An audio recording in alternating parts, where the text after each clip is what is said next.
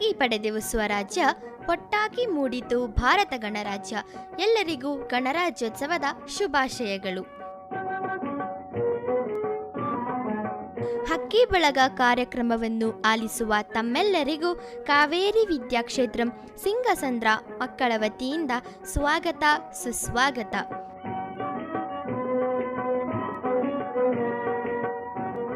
ಈ ಕಾರ್ಯಕ್ರಮದಲ್ಲಿ ಭಾಗವಹಿಸುವವರು 10ನೇ ತರಗತಿಯಿಂದ ಶ್ರೀಗಜ, ತನ್ಮಯಿ, ಸುಪ್ರಿಯಾ, ಮಿಂಚು, ತೃಪ್ತಿ. 9ನೇ ತರಗತಿಯಿಂದ ಸಿಂಚನ, ಮಿತಾಶ, ಚೇತನ, ಸುಹಾನ ಹಾಗೂ 8ನೇ ತರಗತಿಯಿಂದ ಸ್ವೀಟಿ, ಕುಮಾರಿ ಮತ್ತು ಅಕ್ಷಿಕಾ. ಯಾವುದೇ ಒಂದು ಕಾರ್ಯಕ್ರಮವು ಯಶಸ್ವಿಯಾಗಬೇಕಾದರೆ ದೇವರ ಅನುಗ್ರಹ ಬೇಕು. ಹಾಗಾದರೆ ಈಗ ನನ್ನ ಸ್ನೇಹಿತೆಯರೊಡನೆ ನಾವು ಪ್ರಾರ್ಥನೆ ಹಾಡನ್ನು ಕೇಳೋಣ. ನಿಸಾರೆ ನಿಸಾರೆ ನಿಸಾರೆ ರೇ ಮ ಪ ಸಾನಿ ಪ ಮರೆ ರೇ ಸಾ ನಿಸಾರೆ ನಿಸಾರೆ ನಿಸಾರೆ ರೇ ಮ ಪ ಸಾನಿ ಪ ಮರೆ ರೇ ಸಾ ಸಾನಿ ಪ ಮರೆ ರೇ ಸಾ. ಪಾರ್ವತಿ ವರಸುತ ಗಜಾನನ ಪಾಲಿಸು ಎನ್ನನು ಗಜಾನನ. ಪಾರ್ವತಿ ವರಸುತ ಗಜಾನನ ಪಾಲಿಸು ಎನ್ನನು ಗಜಾನನ. ಪಾಶಾಂಕುಶಧರ ಪಾಪ ವಿಮೋಚನ, ಪಾಶಾಂಕುಶಧರ ಪಾಪ ವಿಮೋಚನ. ರಕ್ಷಿಸು ಎನ್ನನು ಗಜಾನನ, ರಕ್ಷಿಸು ಎನ್ನನು ಗಜಾನನ. ಪಾರ್ವತಿ ವರಸುತ ಗಜಾನನ ಪಾಲಿಸು ಎನ್ನನು ಗಜಾನನ.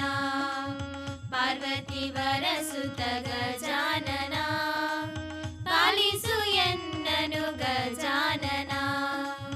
ಲಂಬೋದರನೇ ನಂಬಿದೆ ನಿನ್ನನು, ಲಂಬೋದರನೇ ನಂಬಿದೆ ನಿನ್ನನು. ಬೆಂಬಿಡಬೇಡವೋ ಗಜಾನನ, ಬೆಂಬಿಡಬೇಡವೋ ಗಜಾನನ. ಪಾರ್ವತಿ ವರಸುತ ಗಜಾನನ ಪಾಲಿಸು ಎನ್ನನು ಗಜಾನನ. ಪಾರ್ವತಿ ವರಸುತ ಗಜಾನನ ಪಾಲಿಸು ಎನ್ನನು ಗಜಾನನ. ವರರಂಗ ವಿಠಲನ ಸ್ಮರಣೆಯ ಮಾಡುವೆ, ವರರಂಗ ವಿಠಲನ ಸ್ಮರಣೆಯ ಮಾಡುವೆ. ನಿರುತ ಸುಖವ ಕೊಡು ಗಜಾನನ, ನಿರುತ ಸುಖವ ಕೊಡು ಗಜಾನನ. ಪಾರ್ವತಿ ವರಸುತ ಗಜಾನನ ಪಾಲಿಸು ಎನ್ನನು ಗಜಾನನ. ಪಾರ್ವತಿ ವರಸುತ ಗಜಾನನ ಪಾಲಿಸು ಎನ್ನನು ಗಜಾನನ.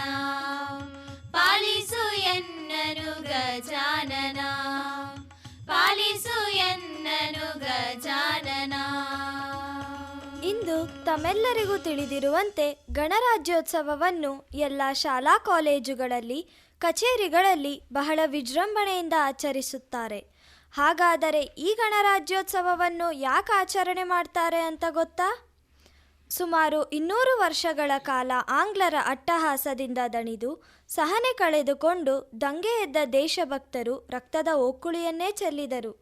ಹೀಗೆ ಸಿಕ್ಕ ಸ್ವಾತಂತ್ರ್ಯದ ಸದ್ಬಳಕೆಯಾಗಬೇಕೆಂದು ಉತ್ತರವಾಗಿ ರೂಪುಗೊಂಡಿದ್ದೇ ನಮ್ಮ ಸಂವಿಧಾನ. ಹಾಗಾದರೆ ಈ ನಮ್ಮ ಸಂವಿಧಾನ ಯಾವ ರೀತಿ ಜಾರಿಗೆ ಬಂತು ಎಂಬುದನ್ನು ತಿಳಿದುಕೊಳ್ಳೋಣ. ಪದ್ಯ ರಚನೆಗೆ ಛಂದಸ್ಸಿರಬೇಕು, ಭಾಷೆಯನ್ನು ಹಿಡಿತದಲ್ಲಿಡಲು ವ್ಯಾಕರಣ ಬೇಕು.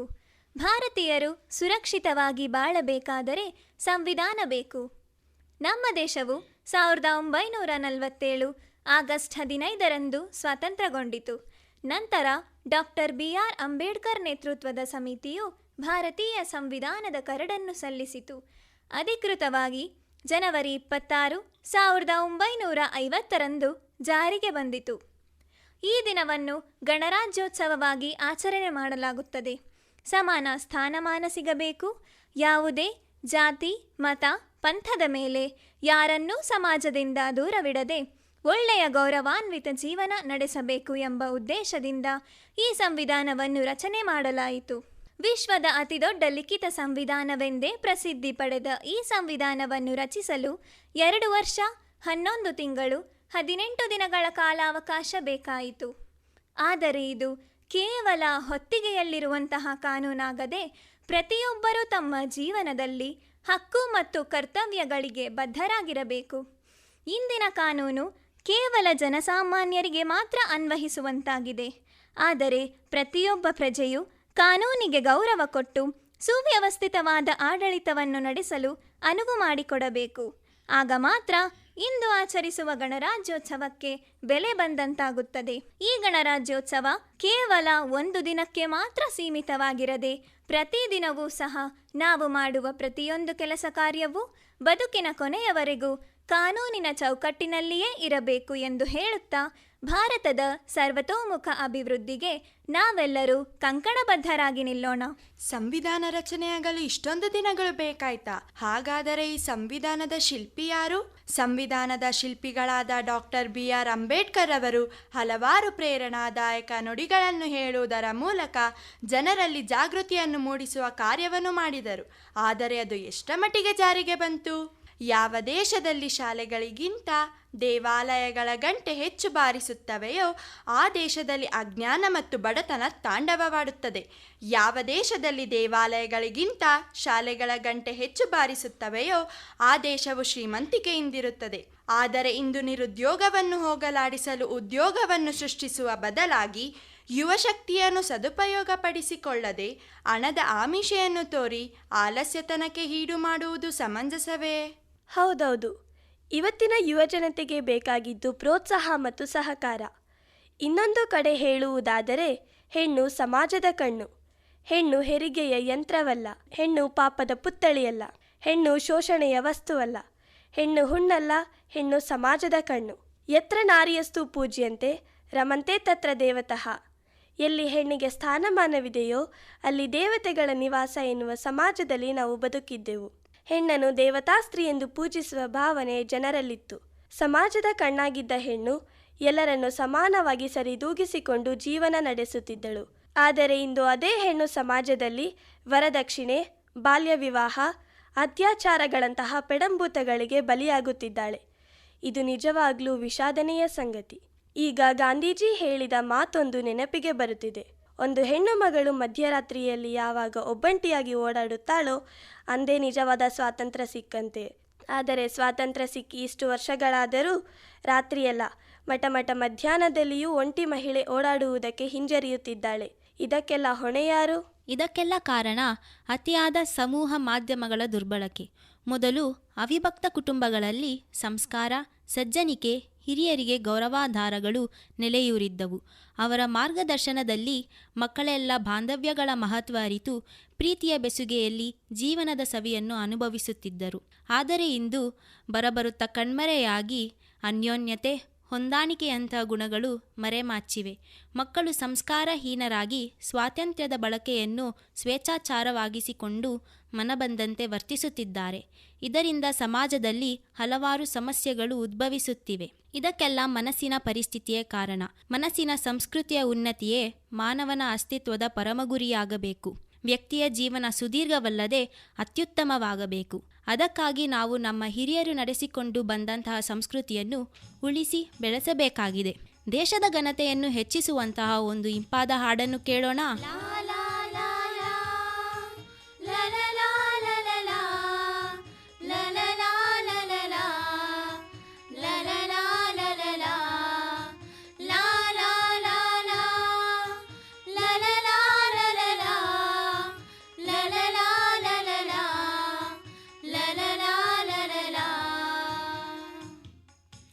ನನ್ನ ದೇಶ ನನ್ನ ಜನ ನನ್ನ ಮಾನ ಪ್ರಾಣಗನ ನನ್ನ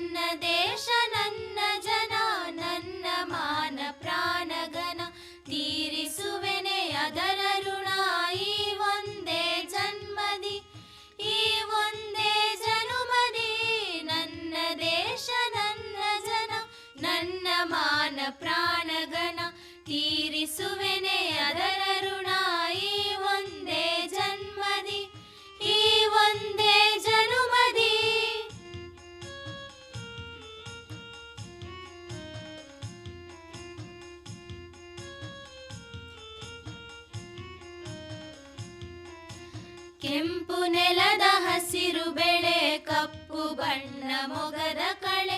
ಕೆಂಪು ನೆಲದ ಹಸಿರು ಬೆಳೆ ಕಪ್ಪು ಬಣ್ಣ ಮೊಗದ ಕಳೆ. ಸೂರ್ಯ ಚಂದ್ರ ಚುಕ್ಕಿಗಳೇ ನಮ್ಮ ಹಿರಿಯ ಒಕ್ಕಲು, ನಮ್ಮ ಹಿರಿಯ ಒಕ್ಕಲು. ನನ್ನ ದೇಶ ನನ್ನ ಜನ, ನನ್ನ ಮಾನ ಪ್ರಾಣಘನ. ತೀರಿಸುವೆನೆ ಅದರ ಋಣ ಈ ಒಂದೇ ಜನ್ಮದಿ, ಈ ಒಂದೇ ಜನುಮದಿ.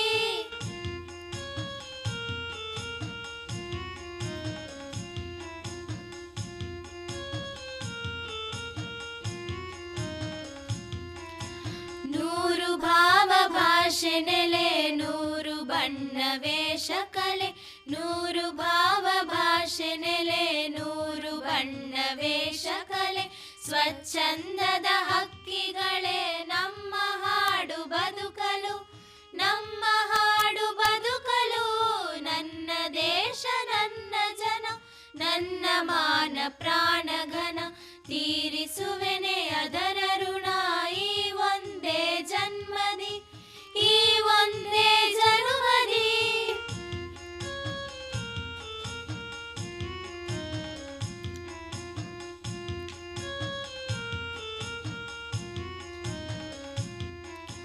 ಪ್ರಾಚೀನವ ತಿಕ್ಕಿ ತೊಳೆ ವರ್ತಮಾನ ಜೀವ ಕಳೆ. ಪ್ರಾಚೀನವ ತಿಕ್ಕಿ ತೊಳೆ ವರ್ತಮಾನ ಜೀವ ಕಳೆ. ಉಕ್ಕೇರಲಿ ಬಾಳ ಹೊಳೆ ಆ ಭವಿಷ್ಯದೊಡಲಿಗೆ, ಆ ಭವಿಷ್ಯದೊಡಲಿಗೆ. ನನ್ನ ದೇಶ ನನ್ನ ಜನ, ನನ್ನ ಮಾನ ಪ್ರಾಣಘನ. ತೀರಿಸುವೆನೆ ಅದರ ಋಣ ಈ ಒಂದೇ ಜನ್ಮದಿ, ಈ ಒಂದೇ ಜನುಮದಿ.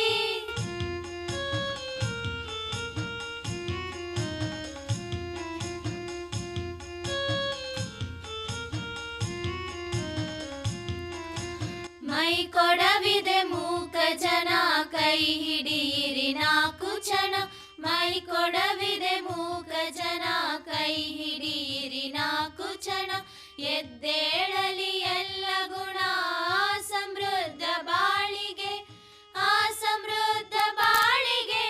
ನನ್ನ ದೇಶ ನನ್ನ ಜನ, ನನ್ನ ಮಾನ ಪ್ರಾಣಘನ. ತೀರಿಸುವೆನೆ ಅದರ ಋಣ ಈ ಒಂದೇ ಜನ್ಮದಿ, ಈ ಒಂದೇ ಜನುಮದಿ. ನನ್ನ ದೇಶ ನನ್ನ ಜನ, ನನ್ನ ಮಾನ ಪ್ರಾಣಘನ. ತೀರಿಸುವೆನೆ ಅದರ ಋಣ ಈ ಒಂದೇ ಜನ್ಮದಿ, ಈ ಒಂದೇ ಜನುಮದಿ. ಲಾ ಲಾ ಲಾ ಲಾ, ಲ ಲ ಲಾ ಲ ಲ ಲಾ, ಲ ಲ ಲಾ ಲ ಲ ಲಾ, ಲ ಲ ಲಾ ಲ ಲ ಲಾ, ಲಾ ಲಾ ಲಾ ಲಾ, ಲ ಲ ಲಾ ಲ ಲ ಲಾ, ಲ ಲ ಲಾ ಲ ಲ ಲಾ, ಲ ಲ ಲಾ ಲ ಲ ಲಾ, ಲಾ ಲಾ ಲಾ ಲಾ, ಲ ಲ ಲಾ ಲ ಲ ಲಾ, ಲ ಲ ಲಾ ಲ ಲ ಲಾ, ಲ ಲ ಲಾ ಲ ಲ ಲಾ. ನಮ್ಮ ಜೀವನ ಸಾರ್ಥಕವಾಗುವುದು ನಾವು ಎಷ್ಟು ಸುಖ ಸಂತೋಷದಿಂದ ಇದ್ದೇವೆ ಎಂಬುದರಿಂದಲ್ಲ, ನಮ್ಮಿಂದಾಗಿ ಎಷ್ಟು ಜನ ಸುಖ ಶಾಂತಿ ಸಂತಸದಿಂದ ಇದ್ದಾರೆ ಎಂಬುದರಿಂದ. ಪ್ರಶಸ್ತಿಯ ಬೆನ್ನು ಹತ್ತಿದವರು ಸಾವಿರ ಸಾವಿರ, ಸೇವೆಯ ಗೀಳು ಹಿಡಿದವರು ಕಾಣಬಹುದು ಸಾವಿರಕ್ಕೆ ಒಬ್ಬರ. ಲಂಚಕ್ಕೆ ಕೈಚಾಚುವವರೇ ಬಹಳ, ಲಂಚ ಕೊಡುವಾಗ ಕೊಂಚ ತಡೆ ಎನ್ನುವವರೇ ವಿರಳ. ಅಲ್ಲೊಬ್ಬರು ಇಲ್ಲೊಬ್ಬರು ಪ್ರಾಮಾಣಿಕರು ಕಾಣಸಿಗುವುದು ಸಂತಸ. ಎಲ್ಲೋ ಒಬ್ಬಿಬ್ಬರು ಪ್ರಾಮಾಣಿಕವಾಗಿ ಕೆಲಸ ಮಾಡಲು ಬಯಸಿದರೆ ಅವರನ್ನು ಮೂಲೆ ಗುಂಪಾಗಿಸುವ ಸಮಾಜದಲ್ಲಿ ಬದುಕುತ್ತಿದ್ದೇವೆ. ಎಲ್ಲಿಯವರೆಗೂ ಪಾರದರ್ಶಕತೆಯ ಆಡಳಿತ ಬರುವುದಿಲ್ಲವೋ ಅಲ್ಲಿಯವರೆಗೂ ದೇಶದ ಪ್ರಗತಿ ಸಾಧಿಸಲು ಸಾಧ್ಯವಿಲ್ಲ. ಚಂದ್ರಲೋಕಕ್ಕೆ ಹೋಗಿ ಬಂದು ಅಟ್ಟಹಾಸಪಟ್ಟರು. ಉಪಗ್ರಹ ಉಡಾಯಿಸಿ ಮಹತ್ವದ ಸಾಧನೆ ಎನ್ನುವರು. ಮಂಗಳನ ಅಂಗಳವ ಭೇದಿಸಲು ಸಿದ್ಧತೆ ನಡೆಸಿಹರು. ಆದರೆ ಅಕ್ಕಪಕ್ಕದೊಳಿಹ ಬಡವರ ಕಷ್ಟವ ಅರಿಯದೇ ಹೋದರು. ತಾಮುಂದು ನಾಮುಂದು ಎನ್ನುವ ಈ ಪೈಪೋಟಿಯ ಯುಗದಲ್ಲಿ ಬಡವರ ಕಷ್ಟವ ಅರಿಯದೇ ಹೋದರೆ ಮಾನವೀಯತೆ ಗೆಲ್ಲಿದೆ ಬೆಲೆ. ಹೌದು, ಇವತ್ತು ಪಾಶ್ಚಾತ್ಯರ ಪ್ರಭಾವ ಅತಿಯಾಗಿ ಆಗುತ್ತಿದೆ. ಆದರೆ ಇಂದು ಮತ ಧರ್ಮ ಪಂಥಗಳಲ್ಲಿ ಭೇದ ಉಂಟಾಗಿ ಅನೈಕ್ಯತೆ ಮೂಡಿಬರುತ್ತಿದೆ. ಭ್ರಾತೃತ್ವ ಸಹೋದರತೆಯಿಂದ ಬಾಳಬೇಕಾದ ನಾವು ಕೋಮು ಗಲಭೆಗಳಿಗೆ ಎಡೆಮಾಡಿಕೊಡುತ್ತಿದ್ದೇವೆ. ಹೀಗಾದರೆ ಸಿಕ್ಕ ಸ್ವಾತಂತ್ರ್ಯ ಮತ್ತೆ ಪರರ ಪಾಲಾಗುವುದರಲ್ಲಿ ಬಹಳ ದಿನಗಳು ಬೇಕಾಗಿಲ್ಲ. ಅಧಿಕಾರದ ಚುಕ್ಕಾಣಿ ಹಿಡಿದು ದೇಶದ ನಾಯಕರೆಂದು ಬೀಗುವ ಬದಲು ಪ್ರಜೆಗಳ ಸೇವಕರೆಂದು ಪ್ರತಿಯೊಬ್ಬರ ಏಳಿಗೆಗಾಗಿ ಶ್ರಮಿಸಿದಾಗ ಮಾತ್ರ ಯಾವುದೇ ಒಂದು ದೇಶವು ಪ್ರಗತಿಯನ್ನು ಹೊಂದಲು ಸಾಧ್ಯ. ಸ್ವಾತಂತ್ರ್ಯ ಪಡೆದು ಸಾಮಾಜಿಕ ಶಾಂತಿಯಿಂದ ಬಾಳಬೇಕೆಂದು ಸಂವಿಧಾನವು ರೂಪುಗೊಂಡಿತ್ತು. ಆ ಸಂವಿಧಾನದಲ್ಲಿನ ಅಂಶಗಳನ್ನು ನಮ್ಮ ಜೀವನದಲ್ಲಿ ಅಳವಡಿಸಿಕೊಂಡು ಇನ್ನು ಮುಂದೆ ಚಾಚೂ ತಪ್ಪದೆ ಕಾನೂನಿಗೆ ತಲೆಬಾಗಿ ನಡೆದಾಗ ಮಾತ್ರ ಇಂದು ಆಚರಿಸುವ ಈ ಗಣರಾಜ್ಯೋತ್ಸವಕ್ಕೆ ಒಂದು ಕಾಳಜಿಯನ್ನು ಹಾಗೂ ಗೌರವವನ್ನು ಸಲ್ಲಿಸಿದಂತಾಗುವುದು. ಹಾಗಾದ್ರೆ ಈ ಸಂತೋಷಕ್ಕೆ ಇನ್ನೊಂದು ದೇಶಭಕ್ತಿ ಗೀತೆಯನ್ನು ಆಲಿಸೋಣ. ಗರೆಸ ಗರೆಸ ಗರೆಸ ಗಪದ ಗಪದ ಗಪದ ದಸದ ಪದ ಪಗರೆ ಗಸ ದಸದ ಪದ ಪಗರೆ ಗಸ ಧವಳ ಹಿಮದ ಗಿರಿಯ ಮೇಲೆ ಅರುಣ ಧ್ವಜವ ಹಾರಿಸಿ ಮುಗಿಲ ಏಣಿ ಏರಿ ನಿಂದು ವಿಜಯ ಭೇರಿ ಭಾರಿಸಿ ಭಾರಿಸಿ ಧವಳ ಹಿಮದ ಗಿರಿಯ ಮೇಲೆ ಅರುಣ ಧ್ವಜವ ಹಾರಿಸಿ ಮುಗಿಲ ಏಣಿ ಏರಿ ನಿಂದು ವಿಜಯ ಭೇರಿ ಭಾರಿಸಿ ಭಾರಿಸಿ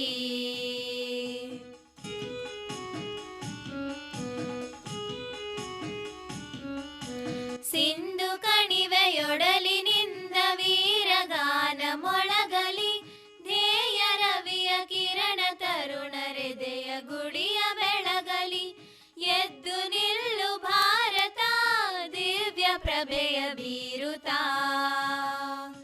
ಬೀರುತ್ತಾ ಧವಳ ಹಿಮದ ಗಿರಿಯ ಮೇಲೆ ಅರುಣ ಧ್ವಜವ ಹಾರಿಸಿ ಮುಗಿಲ ಏಣಿ ಏರಿ ನಿಂದು ವಿಜಯ ಬೇರಿ ಭಾರಿಸಿ ಭಾರಿಸಿ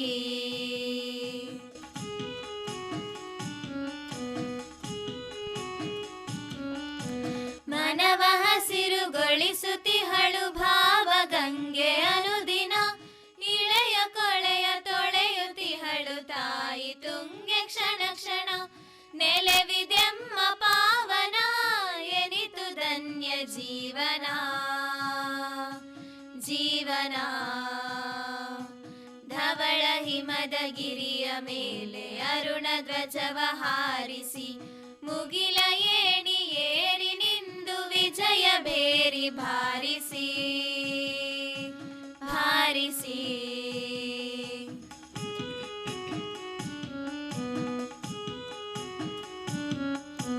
ನಾಡಗುಡಿಯ ಮೂರು ಕಡೆಯು ಪೊರೆವ ಶಾಂತ ಸಾಗರ ಹಿಂದೂ ಜನರ ಹೃದಯವಿಂದು ಕ್ಷಾತ್ರ ತೇಜದಾಗರ ಸ್ಫೂರ್ತಿ ಗೌರಿ ಶಂಕರ ಕಾಲಯಮನು ಕಿಂಕರ ಕಿಂಕರ ಧವಳ ಹಿಮದ ಗಿರಿಯ ಮೇಲೆ ಅರುಣ ಧ್ವಜವ ಹಾರಿಸಿ ಮುಗಿಲ ಏಣಿ ಏರಿ ನಿಂದು ವಿಜಯ ಭೇರಿ ಭಾರಿಸಿ ಭಾರಿಸಿ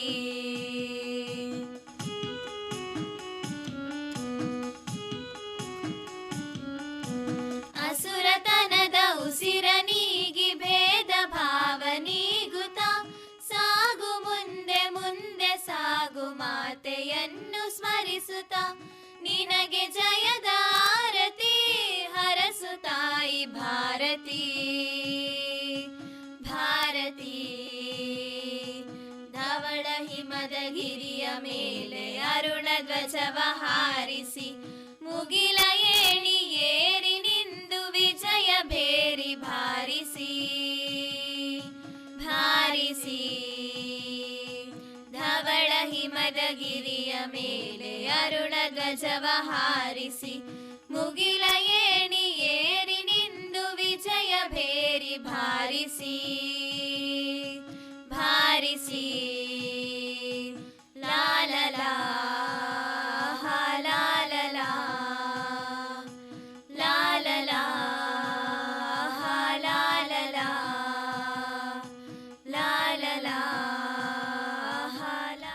ಎಲ್ಲ ಕಡೆ ಗಣರಾಜ್ಯೋತ್ಸವದ ಸಂಭ್ರಮಾಚರಣೆಯನ್ನು ಕಾಣುತ್ತೇವೆ.